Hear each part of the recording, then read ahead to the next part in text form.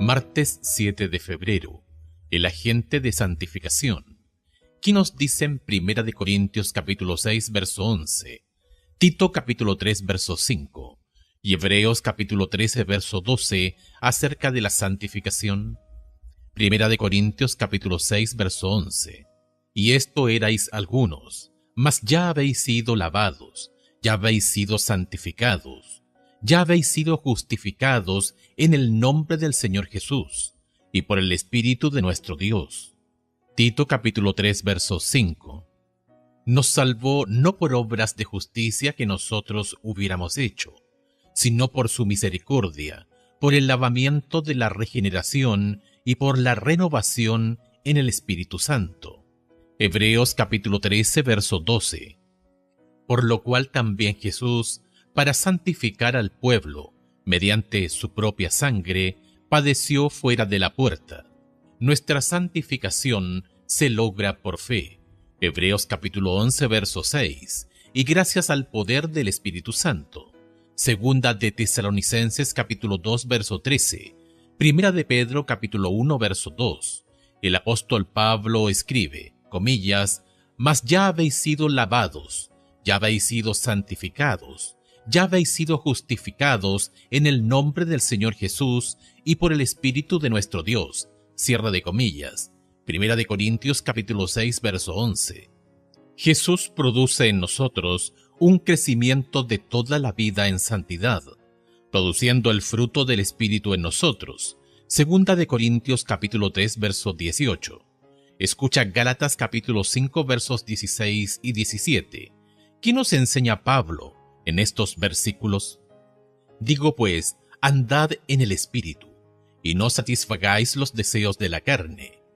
Porque el deseo de la carne es contra el Espíritu, y el del Espíritu es contra la carne, y estos se oponen entre sí, para que no hagáis lo que quisierais. Hay una batalla que se libra en todo creyente. La tensión que todos enfrentamos se produce por el hecho de que el pecado mora en nosotros. Romanos capítulo 7, verso 20. El apóstol Pablo sabía de esta batalla cuando declaró hacia el final de su vida, comillas, yo mismo no pretendo haberlo ya alcanzado, pero una cosa hago, olvidando ciertamente lo que queda atrás, y extendiéndome a lo que está adelante, prosigo a la meta, al premio del supremo llamamiento de Dios en Cristo Jesús. Filipenses capítulo 3, versos 13 y 14. ¿Cuál es la lucha de fe que debemos librar contra el pecado? Hebreos capítulo 12, versos 1 y 2.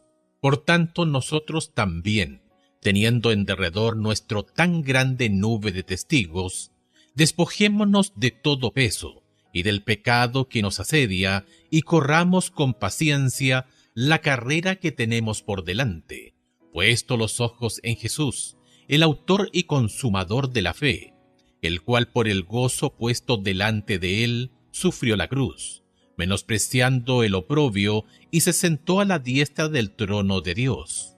La batalla que somos llamados a pelear es fijar, comillas, los ojos en Jesús, el autor y consumador de la fe, cierre de comillas, Hebreos capítulo 12, verso 2. Demasiado a menudo nuestra religión se centra en nosotros mismos. Nos enfocamos demasiado en nuestras victorias y en nuestras derrotas en vez de en Dios, el único que puede darnos la victoria sobre el pecado. Cuando el Espíritu Santo nos ayude a ver a Jesús, no tendremos deseo alguno por el pecado, y todo lo que tan fácilmente nos enreda es puesto a un lado. Hebreos capítulo 12, verso 1.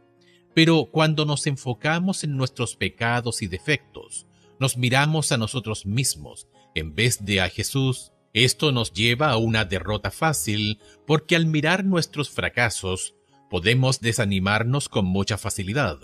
Sin embargo, al contemplar a Jesús, encontraremos fortaleza para vivir victoriosamente. Si alguien te preguntara, comillas, ¿cómo puedo obtener la victoria sobre el pecado que se promete en la Biblia? Cierre de comillas. ¿Qué responderías y por qué? Lleva tu respuesta a la clase el sábado.